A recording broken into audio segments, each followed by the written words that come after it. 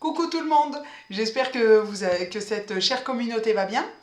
Alors aujourd'hui, oui, effectivement, je devais vous parler des 3 fléaux en Feng Shui. Mais je voulais aussi vous raconter une petite histoire euh, par rapport à une communication animale. Et puis finalement, je vais garder ça pour les semaines qui arrivent. Et aujourd'hui, je vais vous parler de l'œil de tigre. Pourquoi? Parce que l'œil de tigre, c'est une pierre très puissante avec laquelle on peut, sans le vouloir, faire des choses mal intentionnées. Alors en fait, cet œil de tigre, c'est notre miroir. Alors qu'on la porte en bracelet, en pendentif, en boucle, etc. En fait, cette pierre reflète notre miroir. Donc, qu'on vous disent que c'est une pierre bénéfique, etc., possiblement.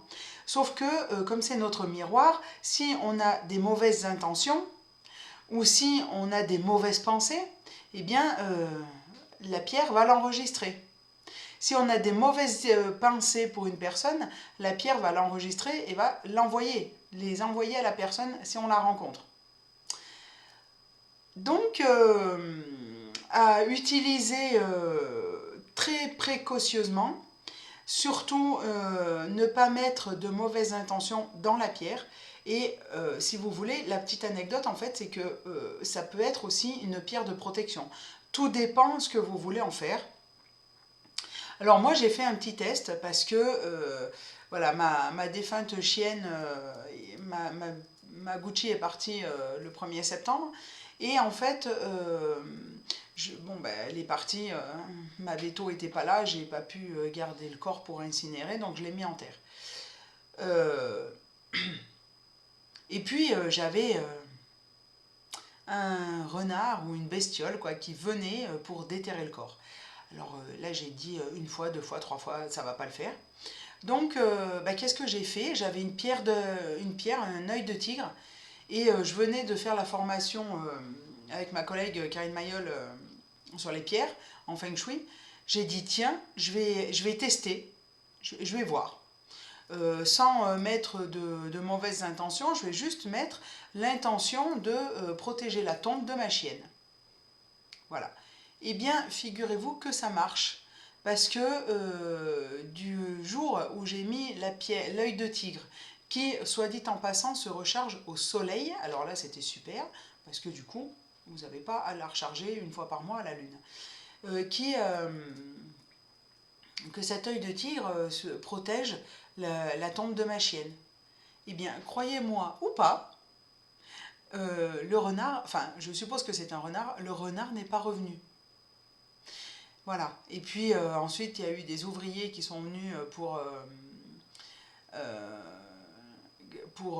faire l'isolation du bâtiment extérieur, et ils m'ont piqué mon œil de tigre, hein, évidemment. Donc j'en ai remis le temps que les travaux se fassent. Eh bien, j'ai vu que ce que j'avais mis sur la tombe avait bougé. Alors du coup, eh ben, j'ai racheté un œil de tigre et je l'ai remis sur la tombe. Voilà, jusqu'à ce que l'hiver passe, et puis j'irai la récupérer au printemps. Voilà. Donc autant vous dire que ça marche. Là, moi, je vais faire le test de mettre un œil de tigre en protection de ma maison. Alors contre les personnes malveillantes, hein, entre autres. On va voir ce que ça donne.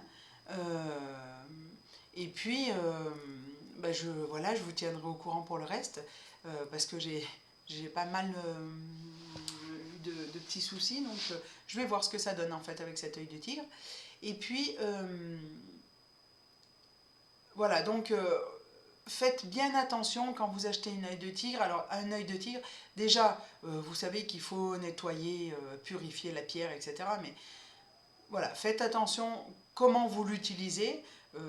Elle peut être bien utilisée comme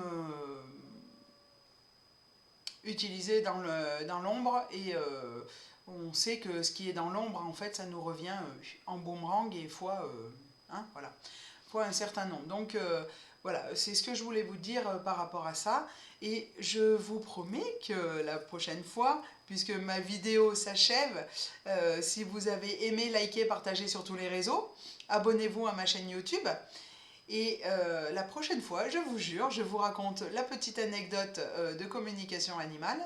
Et puis, les semaines suivantes, promis, on parlera des fléaux, des 3 fléaux en Feng Shui. Sur ce, si vous souhaitez une expertise, une communication animale ou un nettoyage des lieux, eh bien, je vous laisse me contacter à marileneallegre@gmail.com et puis ou au 07 88 85 91 70. Je vous souhaite une très belle semaine et je vous dis à lundi prochain. Bye bye!